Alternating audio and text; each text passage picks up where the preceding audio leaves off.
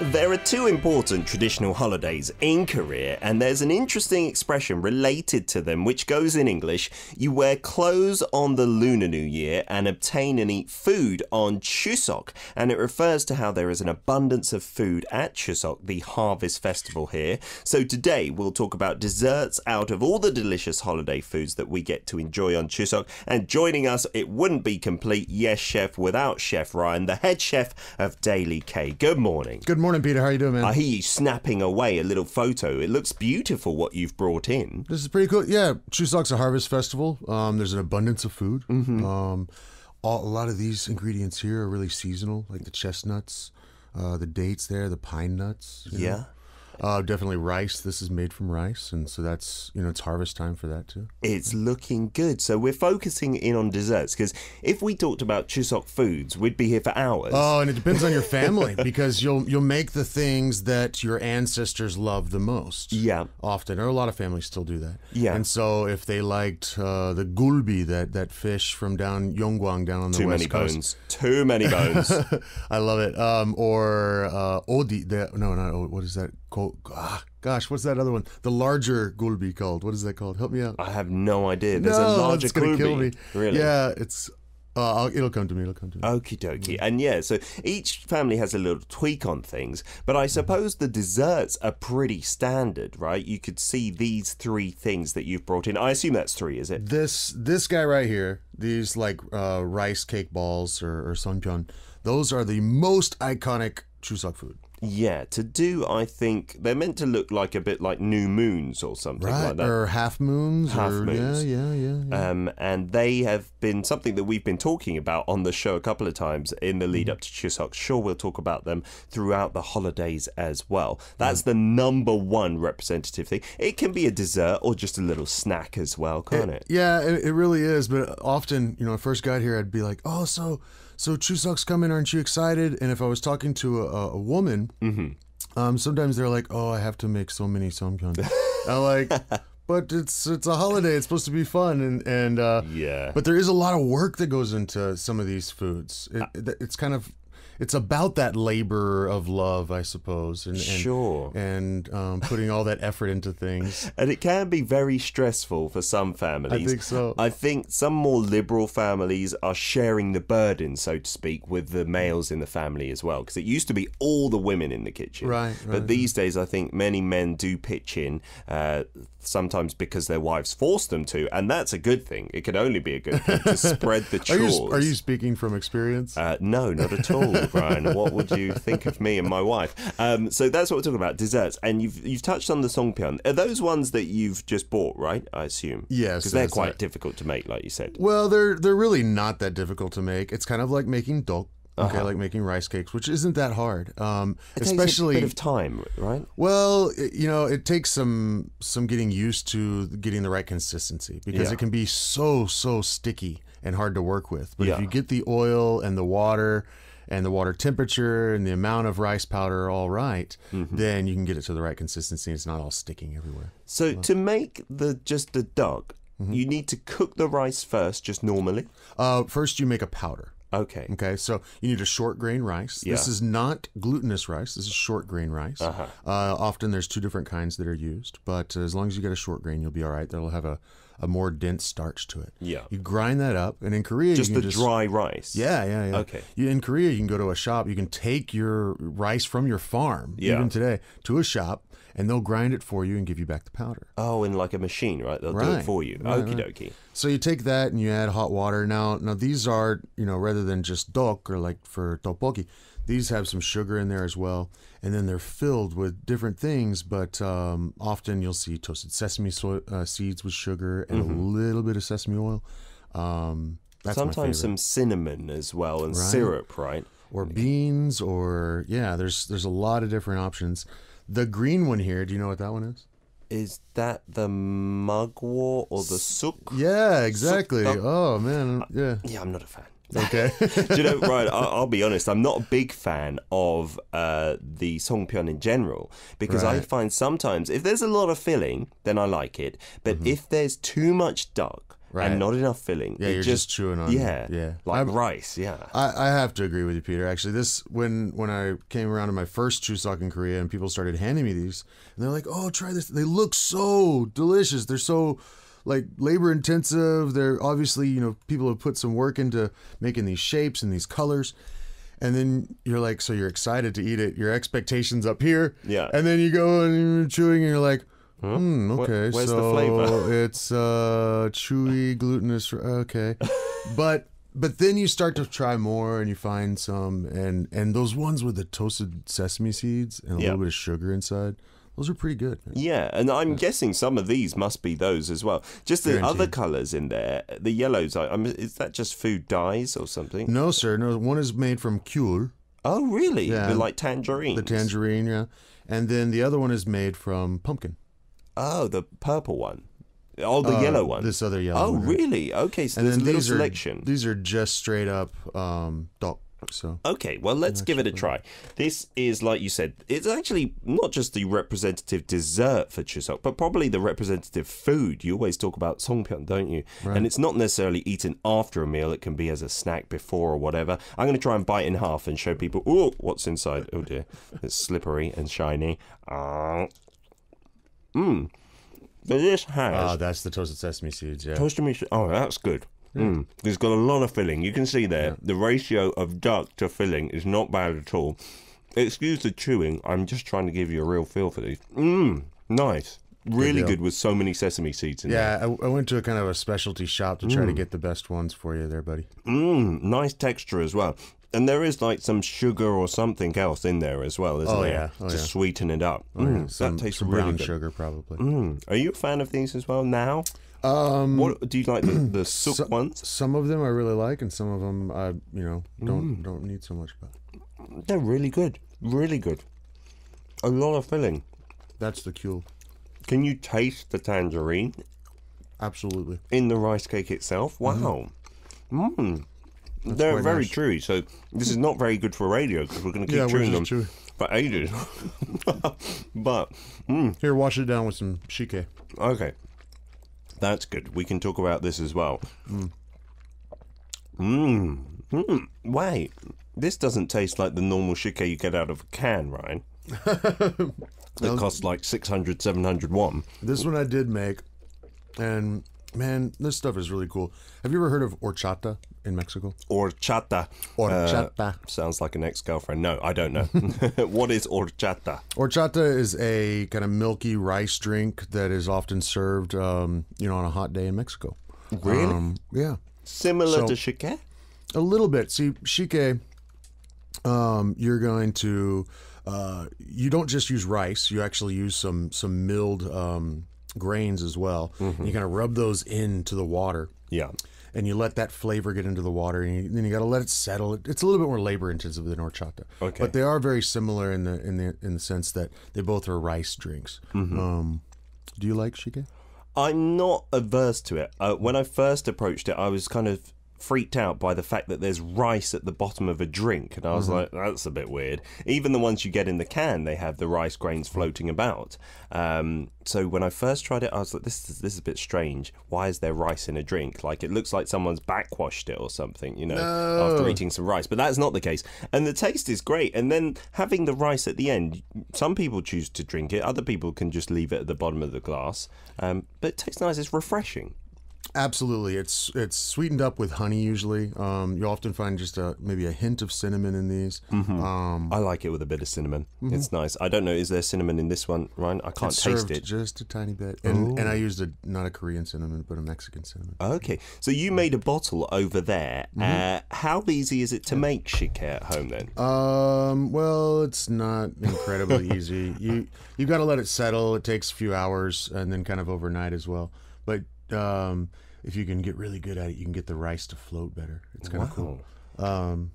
So after letting it settle with all the ingredients in, is that it? No. You've got to cook it. Then you've got to cook the rice separately. You put the rice in partially cooked, to where it's still a little bit hard. Okay. Because it's going to soak up more flavor from the water as well. Yeah. So, and then you add in other ingredients like the honey. Honey, right. And the cinnamon and things like that. And then chill it way down. It's usually served super cold. Yeah, and it is like a kind of aperitif where it's a drink served at the end of the meal. Yeah, it can be like a palate cleanser or something. After some duck that we've just had, those rice cakes, it is perfect. And as I said, you can get it in cans for a very reasonable price from the convenience store here. It's a favourite of many children as well. You can see from the bottle that the rice is still floating about in there. And then the last thing you have on your plate, the last dessert, one of my favourites and probably the most filling, that doesn't really need to be a dessert. It can be quite a hearty snack. This one is probably my favorite of today. Yeah. What is it called? Yuk Shake. Is that right? Yuk Shake, yes. Yeah, or Yuk Bap, some people call it as well. And that's the kind of sweet rice with some nuts and some jujubes, or the Korean dates mixed in with it. And the chestnuts are my favorite part of that, Pine I must nuts, say. sometimes raisins, again cinnamon, soy sauce, toasted sesame oil. Imagine kind of a sweet soy sesame oil with the dried fruit and nuts in glutinous rice in this case. Yeah. And then you just cook the rice as normal, or do you start off with that raw? Traditionally, you steam the rice because you don't want it to get too much water to it. Oh, I see. So kind of like the way they steam rice in Laos or Cambodia. And they use the bamboo basket and they put it over the water. It doesn't actually touch the water. Yeah. And you flip it. You can kind of do that with this. Okay. And then you're going to mix it with all your other ingredients. First thing you do is you make like a syrup. Yeah. Because you need that stickiness of the syrup to kind of hold everything together. Because the rice itself isn't too sticky. Well, it is. But I mean, you can see this is super, super sticky. So again, it becomes really chewy. Look how sticky it is. Oh, that looks so good. I love this as a snack. Well, the combination of toasted sesame oil, soy, and some kind of sweetener like honey or brown sugar. Wow, it's so good in so many ways. Yeah, and then you incorporate pine nuts and chestnuts, and then the dried dates. I'm getting that chestnut, Ryan, before I even eat the rice. Oh, it's really good. And this, I sometimes have it when I'm on the go. Sweet rice as well is really nice. When you're on the go and you can't get a sandwich or something, it's like a little treat instead. I'm not sure how healthy it is with those other ingredients, but the basic ingredients are really good for you. The pine nuts, the green dates, the chestnuts, the raisins. Oh, this is great. And it can be pretty filling because of all the rice, of course. Yeah, it's not too difficult to make, as you just described. No, you're making a simple syrup. You're probably use like a brown sugar, a dark brown sugar, and water, and just let it come up to a boil and let it kind of caramelize, let it come down into a thick syrup. Yeah, and then you can throw in the soy, the sesame oil, the raisins, the pine nuts, all these other ingredients.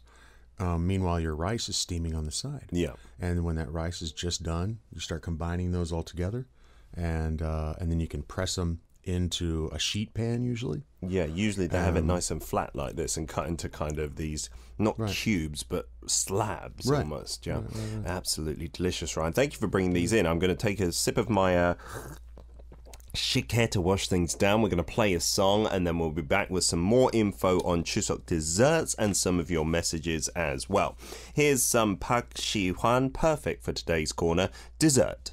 A part 2 of Yes Chef, and we've been munching on these desserts during the song break. That's when you can tell that we're really enjoying what's here, because we just keep eating, myself including. Yeah, Ryan, you eat pretty much all the time because you like all the foods we bring in, but me, I'm not real big on desserts, man. Never have been, but you said, right? This is not a super sweet dessert. These aren't really super sweet either, so yeah, they're not traditional desserts. If you think of dessert in the Western way, like a cake or ice cream, it's nothing like that. So when you go to a Korean restaurant and you'd order these and you'd think, oh, I'm going to get something super sweet. That's not the case at all. It's almost something savory. Now, this is sweet, though. Mm-hmm. This one really is. And most of those drinks, there's some other Chuseok drinks out there, too. Yeah. There's the cinnamon one. There's... Oh, the sujongwa. Right. I love sujongwa as well. If it was a little bit colder right now, or if Chuseok was falling in a little bit later weekend, we'd probably be seeing more of that. Oh, really? But I haven't seen it yet because it just hasn't gotten cold yet. Why is that associated with being cold? I only see it when it's really nice and cold outside. Really? Because it's served cold as well, isn't it? Oh, I thought it was only the hot one. Oh, really? The Sejong got the sweet cinnamon one. Yeah, in a restaurant for doing one of the shows years ago. Yeah. They had this really awesome one that was just same ingredients, but it was served hot, and I thought that was more of the common way. That could be great during the winter time, especially when you're fighting a cold or something like that. Cinnamon and ginger like that to warm you up. But served cool as well. You can sometimes get it at buffet restaurants. They'll just have it out there as a dessert, and when you finish your meal and you have a cool glass of that, it just really, again, cleans your palate and you feel refreshed after stuffing yourself with lots of food.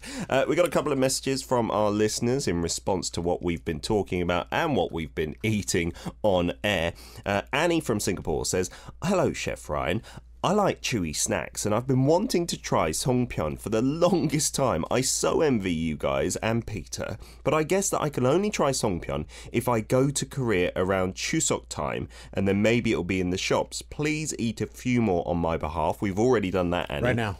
But, Ryan, I think you can find these not just at Chuseok time, right? Any time of year. Yeah, if you go to the duck shops, right, these places which sell rice cakes as a speciality, they'll have all the different versions, some of them that are especially for first birthday parties and some for Chuseok like the songpyeon, but they'll sell them all year round. So don't worry about the timing of coming to Korea. Just make sure you find a place that sells rice cakes, right? Do you have your own like special rice cake shop you go to? In my neighborhood, there's a really nice new shop where they really seem to care. Oh, nice. There's actually a couple of them.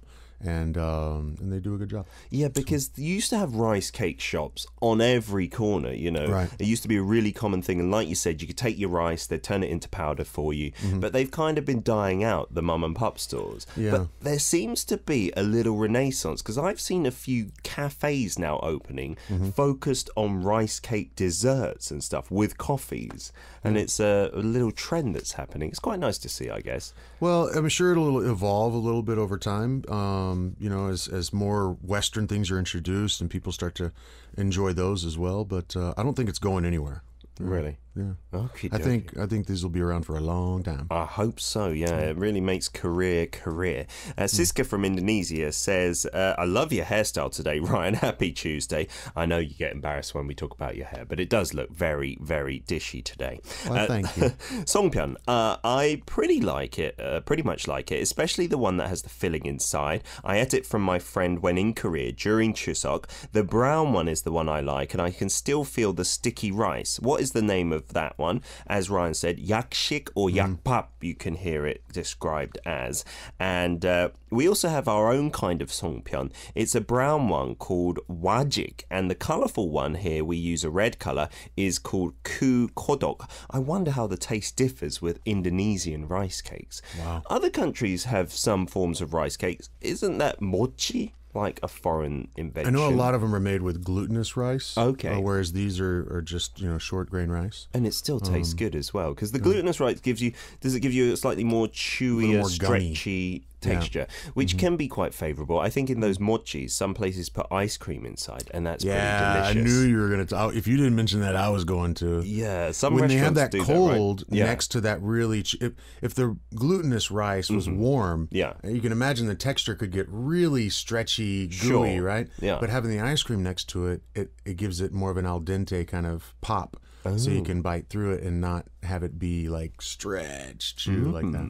That makes sense. That sounds very interesting. Well, they do taste really good when they've got the ice cream inside because they're cooled down, right? Siska goes on, "I'm almost late. I'm going to the office. I'm going to post my what's in my fridge in just a second." And one of our songpyeon fill-ins, though, is mung bean can be quite common. Mung bean inside a songpyeon. I'm not sure if I'm on board with that. But I wasn't on board with red beans either. Sometimes, can you get red bean inside duck? When I first had the red bean, I did not like it very much, but it's grown on me. Yeah, absolutely. It's a very sweet, healthy filling. Mung bean, I've had it sweet before. A Filipino dish, I think. Okie dokie, Siska. We'll have to try it next time we're in Indonesia. we've talked about the sujongwa as well, the cinnamon punch. We've talked about all of these desserts on here, apart from one thing that we didn't bring in, Ryan, hangwa.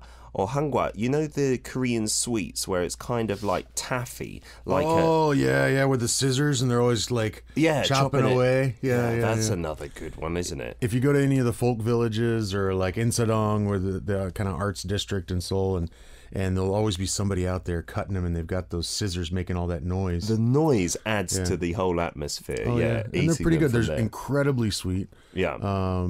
Made from sugars and honeys. Yeah, they've got also that yakgwa, you know, the honey cookie that is that brown color. It's really like thick and concentrated and heavy. Oh yeah. That can be quite tasty, like one or two. If you munch on those too much, though, you get a stomachache, I think, afterwards. You could overindulge. But these have all been these Chuseok desserts that we've been talking about, focusing in on, as it is Chuseok here in Korea.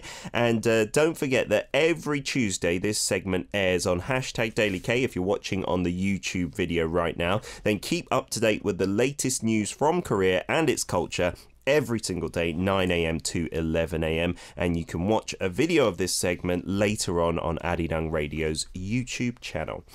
Now it's time for What's in Your Fridge, Ryan. We've got one from Roz over there in the US. Yeah, she's got kind of an interesting fridge. Green papaya, frozen chicken legs, thighs, breast, and whole chicken. Don't freeze the chicken. Really? Leg and thigh is okay, I suppose.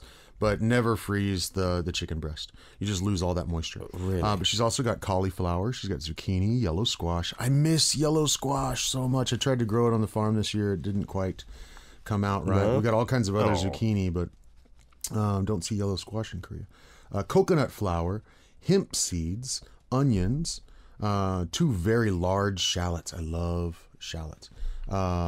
A lot of fresh ginger. You don't get shallots here very often, do you? Go to the Chinese shops. Oh, really? Yeah. And get the dark purple ones, not the light purple ones. Are they tastier? Yeah, they cost more too, but they're worth it. Yeah. Thank you for that tip. Well, okay. Do you know about green papaya salad, like the Thai green papaya salad? No.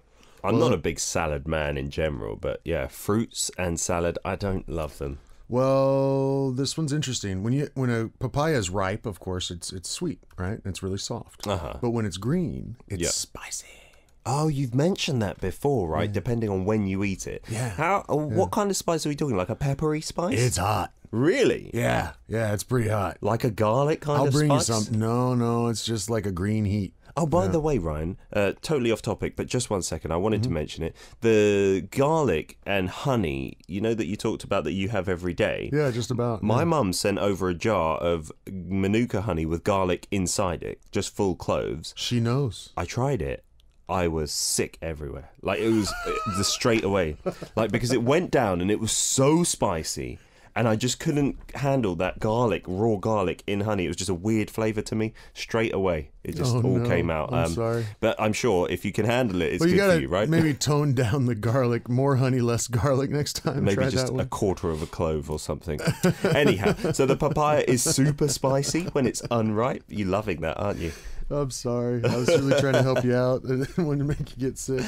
No, I felt better since then, so that's maybe an upside. It's so good for you. It really is. But the papaya, spicy like that kind of spice, are we talking? Yeah, I mean, what you'll see in Thailand is you'll take kind of like a grater device and get like shoestrings of the green papaya. And that they're kind of got a crunch to them. They're pretty spicy. Wow. And you get like fish sauce on there, and shallots could be in there, peanuts in there, definitely some kind of sweetener like a honey or a sugar.